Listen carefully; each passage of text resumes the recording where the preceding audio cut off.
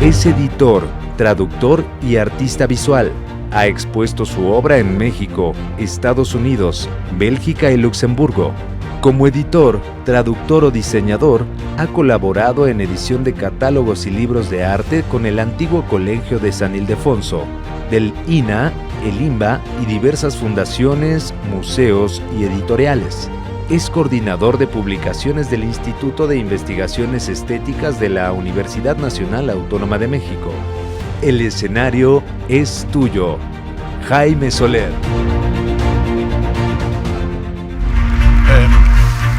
Muchas gracias, muy buenos días, es un gusto estar aquí.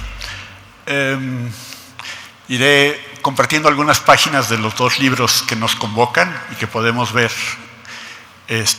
físicamente detrás de aquel muro, e iré leyendo algunos aspectos en torno a estos libros y la historia de la imprenta.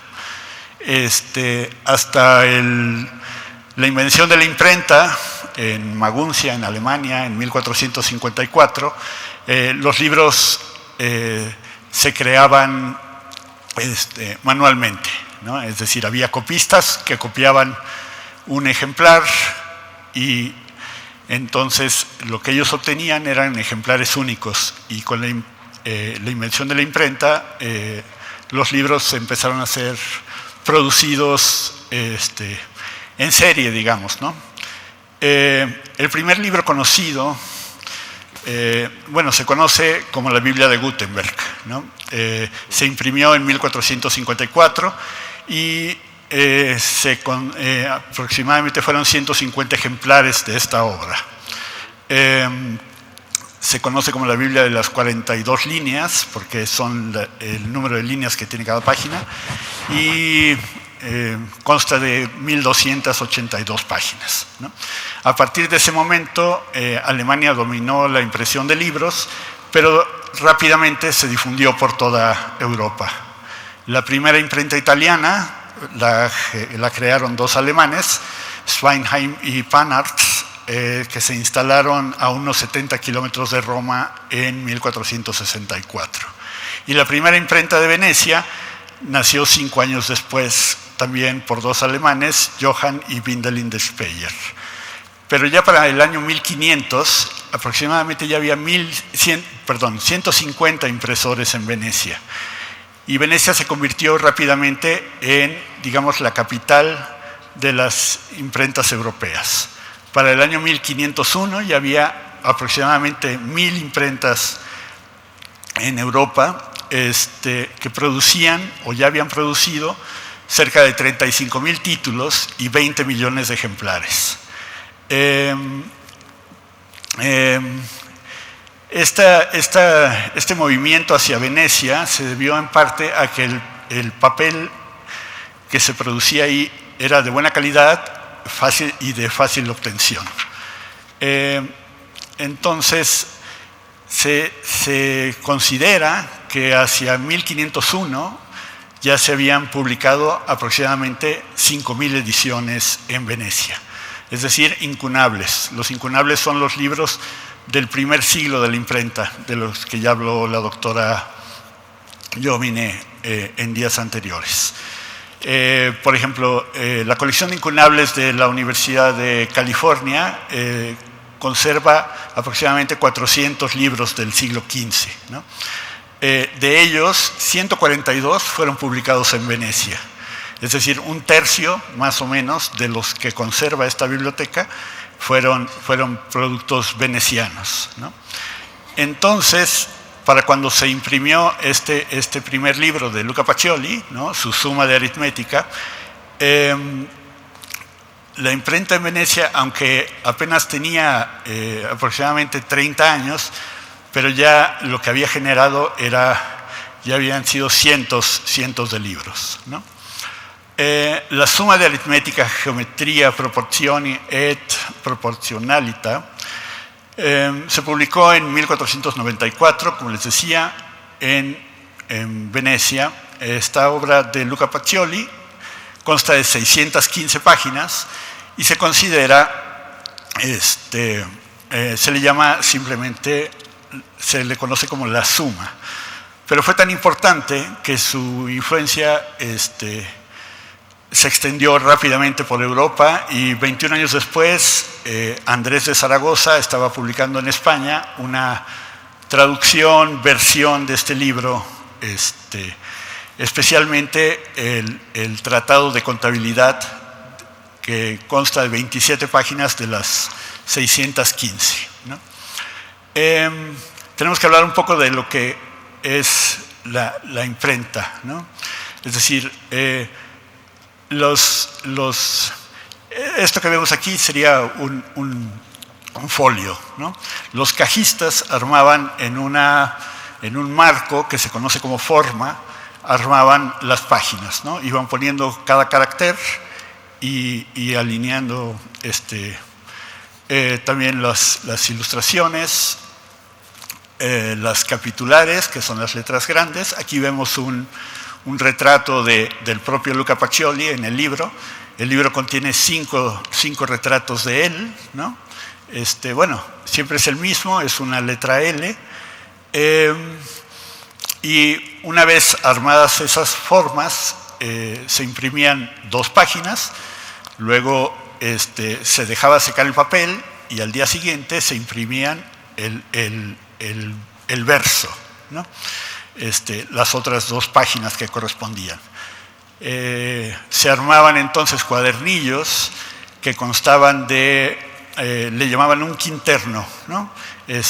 Juntaban 4 pliegos de 4 y entonces esas 16 páginas se cosían juntas. La suma consta sobre todo de este tipo de agrupaciones de 16 páginas, pero también en ella hay de 5 cuadernillos, o sea, de 20 páginas, e incluso de 7.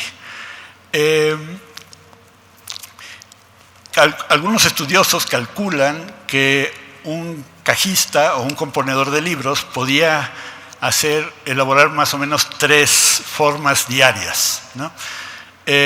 Y que los impresores lograban imprimir aproximadamente 2.500 hojas también cada día. Pero cuando se imprimió la suma, aún no estaba tan desarrollada la imprenta o las técnicas de impresión, y la suma, que contiene muchas, por ejemplo, aquí vemos una columna de números que se van duplicando. Esas anotaciones marginales complican la composición de las páginas. Entonces, difícilmente en la prensa de Paganini, que fue el impresor de este libro, lograban hacer más de 1.000 hojas diarias, ¿no? Él y su hijo Alessandro fueron los impresores de todos los libros de Luca Pacioli, impresos entre 1494 y 1593. Pertenecían a una familia adinerada y cuando imprimieron la suma, bueno, el padre, Paganino, todavía no era una imprenta, digamos, muy establecida, era una imprenta pequeña, y esta debe haber sido la mayor obra que habían logrado hasta ese momento y posiblemente en toda la historia de esa pequeña imprenta. En la producción de un libro hay una etapa que es la corrección de pruebas, ¿no? En esa época, pues sí, se imprimía una hoja y el corrector revisaba. Podemos suponer que el propio Luca Pacioli no revisó el libro, porque quienes saben de matemáticas han encontrado errores que a él no se le hubieran ido. Entonces es posible que fuera el propio impresor quien corrigiera el libro, a excepción quizá de los diagramas y anotaciones que vemos en los márgenes, ¿no? El libro también incluye grabados en madera, por ejemplo, como esta forma de conteo con los dedos, y aquí influye también, podemos hablar también un poco de los derechos de autor, ¿no? En esa época los derechos de autor pues eran muy distintos a como los conocemos actualmente, ¿no? Era por pocos años y en un territorio muy restringido. Entonces, Luca Pacioli, por ejemplo, cuando publicó este libro, su copyright era por 10 años. O sea, y solo se refería a la República de Venecia. O sea, cualquier impresor de otra región de Italia podía imprimir su libro sin pagar derechos, pero otro impresor veneciano no hubiera podido hacerlo.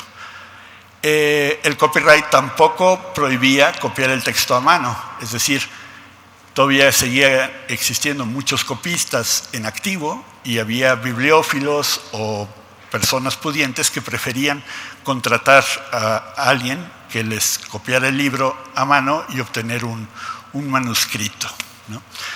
Existía mucha piratería desde el principio de la imprenta y sin embargo de la suma de aritmética de Luca Pacioli no se han detectado copias impresas, y eso podemos suponer que se debe en parte a que era un libro muy extenso y muy complicado, y en parte también a que pues sí, la elaboración sería muy complicada. Es decir, era un libro de los que se consideraban serios, ¿no?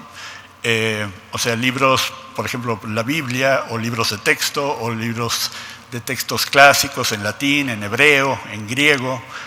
El costo, aunque era menos elevado que imprimir, que generar o elaborar un manuscrito, pero era muy elevado. Por ejemplo, hay una Biblia que se imprimió en Venecia por esos años, en 1478, y de esa Biblia se hicieron 930 ejemplares y más o menos debe haber costado unos $140 el ejemplar, $140 actuales, ¿no?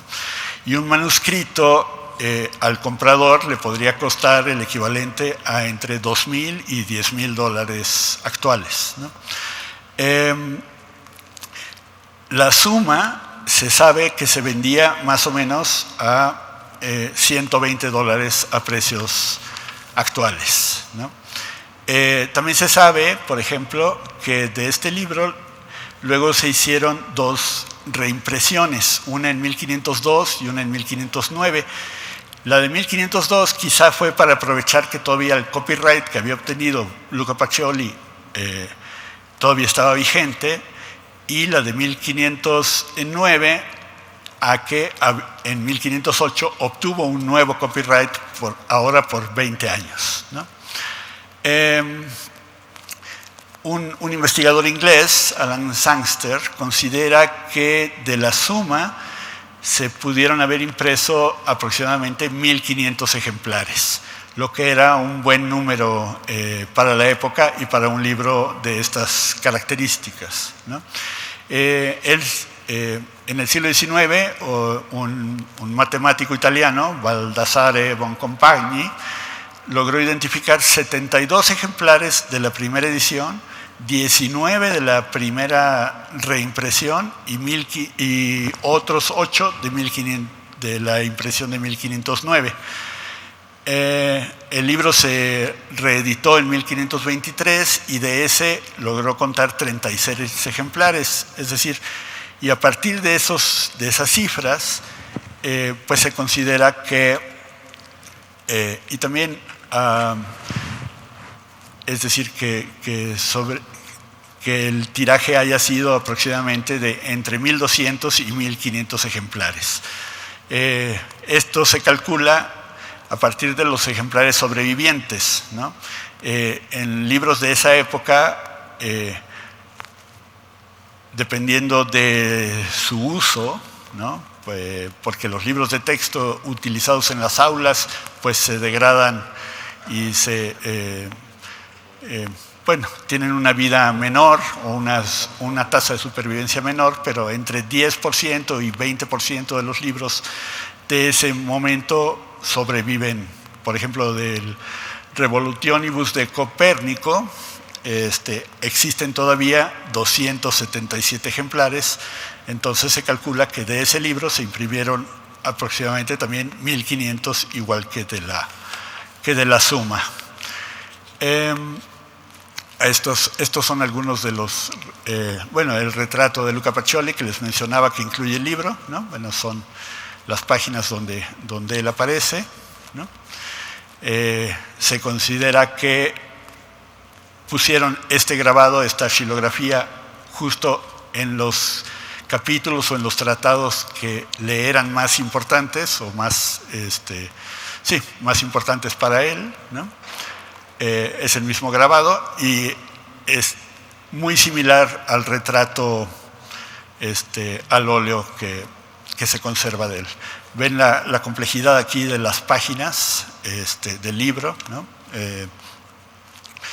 Las ilustraciones, además de los números que tiene, y ya es La Divina Proportione, que también fue impreso en la misma imprenta, pero en 1509, aunque Luca Pacioli lo escribió aproximadamente entre 13 y 10 años antes, ¿no? Este libro incluye primero un compendio que se llama Divina Proportione, que habla de la proporción áurea y sigue a Euclides y habla de los poliedros regulares, semirregulares, de la perspectiva geométrica. Aquí también sigue a su mentor Piero della Francesca y a otros matemáticos de la época. Luego hay un tratado de arquitectura donde discuten las ideas de Vitruvio, y luego hay un tercer libro que es el Libellus in tres partiales divisus, que es su traducción italiana de las obras de Piero della Francesca sobre los 5 sólidos regulares, ¿no? La Divina Proportione también es un libro muy complejo en su manufactura, ¿no? También por la cantidad de ecuaciones y diagramas que lo acompañan todo el tiempo, pero a pesar de esas fuentes que ya mencioné, Piero della Francesca, Vitruvio y demás, no hay forma de decir que Pacioli fuera simplemente alguien que resumiera el trabajo de otras personas. Es decir, sus libros demuestran que era un educador con una idea muy clara de cómo quería transmitir su conocimiento. Y son libros creados para la autoinstrucción, es decir, son libros que el lector puede ir, puede aprender sin necesidad de estar en un aula o sin necesidad de un maestro que lo vaya guiando. Y su influencia pues ha sido vital hasta la fecha, ¿no? El manuscrito de 1498 estaba acompañado por dibujos de Leonardo da Vinci, que era aquí vemos un acercamiento a una de las páginas y aquí se ve la complejidad del texto, ¿no? Y de los caracteres especiales que tuvieron que tallar. Hay fracciones, es un libro muy complejo de elaborar, ¿no? Pero les comentaba, incluye las ilustraciones de Leonardo, y también este alfabeto que diseñó el propio Luca Pacioli con un compás, ¿no? Este alfabeto se ha descrito como una creación de forma artística pura, ¿no? Aquí vemos cada una de sus letras, ¿no? La O, su descripción de la O, pues a mí me encanta, ¿no? Porque es simplemente una línea donde dice que es perfectísima, ¿no? Y luego incluye los dibujos de Leonardo, ¿no? de los sólidos y de las formas geométricas regulares, ¿no?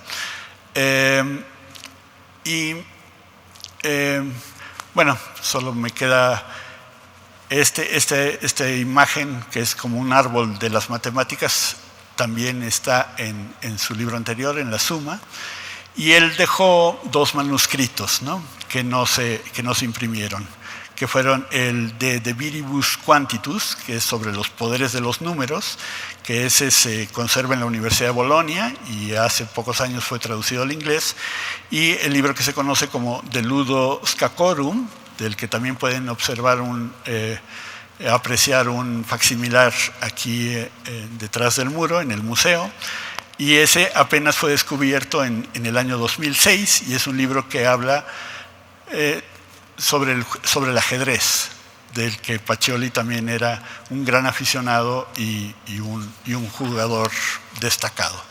Y bueno, hay mucho que decir, pero aquí nos detenemos. Muchas gracias.